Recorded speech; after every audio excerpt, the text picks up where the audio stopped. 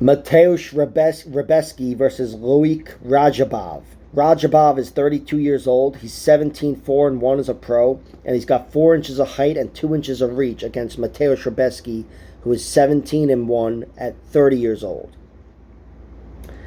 Radzhabov, his 4 losses all come via decision. They're all in the PFL, and they're all to very good fighters: Natan Schultz, Alex Martinez, Raush Manfio, and Rashid Magomedov.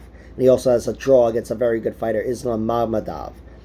He's never been finished, although if he was going to be finished, it was going to be in round 2 against Esteban Ribovic in his last fight, in which he was beaten up with body shots just in one moment. He was hit with like 5 body shots and then cracked in the chin, and I thought he was out. He like face planted, but he got up, kept fighting, and overall the bell might have helped him, but he did survive that moment. And regardless, in that next round, just a minute later, he came out like a bat out of hell, and it looked like he wasn't discouraged at all, and he fought his way back into the fight and took the decision. So Radzhabov, despite looking vulnerable, he's never been finished. He's a guy that has 7 knockouts, 5 submissions, 5 decisions, very well versed.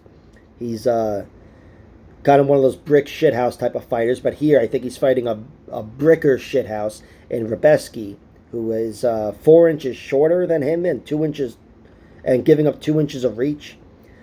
I don't know if that's right, but I think it's right. I think there might have been some differential in the height between Sherdog and Tapology, but still, this is a battle between 2 tanks, and Radzhabov is a very good striker, and if he takes you down, he's a monster on top as well.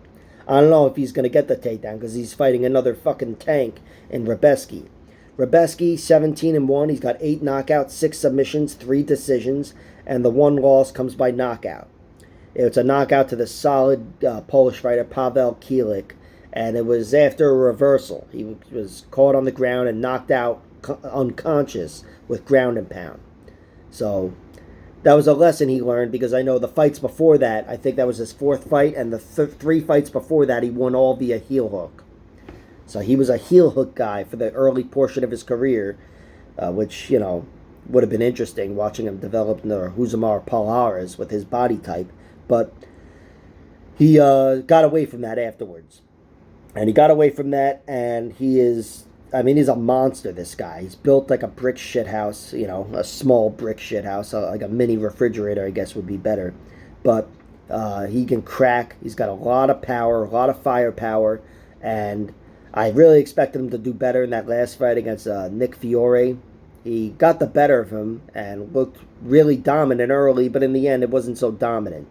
I just expected more from him. I think he was having his own doubts about his cardio, and maybe a little discouraged by not being able to put Fiore away, and he kind of just cruised to a decision. But it was a fight in which he was that superior, in which he could fight on cruise control.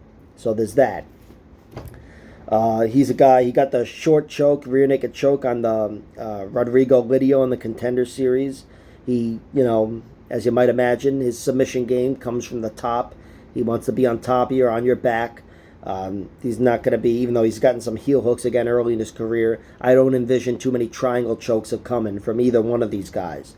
I think this is a fight in which whoever puts the other guy on his back will win, and if neither guy's on their back, I expect, if this fight is just standing, I'm expecting a really close fight. But I like Loik Radzhabov. I really like Radzhabov here. I shouldn't say I really like him, but I like him because he's an underdog.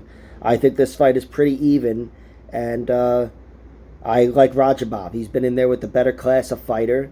He's been competitive with everybody. He's shown to have every possible trait. Even maybe not a hard body after that last fight, but still, durability, grit, cardio, power. I think he's got a lot going for him here, and I'm picking him to win. Mateusz Rebecki, he's a guy that, again, he's only been defeated once, and it was very early in his career, and it was by knockout. And that guy that beat him also beat Guram Kutadeladze, if you want a little more context. But here, despite being on a gigantic winning streak, he's fighting a guy that is not Nick Fiore. Loik Radzhabov is a guy that's been in there with some of the best fighters in the world, at the PFL anyway. But he's a much more comfortable fighter, fighting hard for 25 minutes even, but certainly for 15. And I think this is going to be a fight in which he outlasts Rebecki. I think he's going to outlast him. I imagine this being a fucking war for a few minutes, and Loik Radzhabov pulling ahead a little bit down the stretch. So, unless either guy is able to firmly establish top position consistently, I'm thinking this will be a close one, and Radzhabov starts to pull ahead. That's the prediction. I played his money line at plus 130, and yeah, again, I'll wait to see the prop bets. But for now, the money line is where it's at for me. Like, share, subscribe, all that horseshit. Check out my other videos.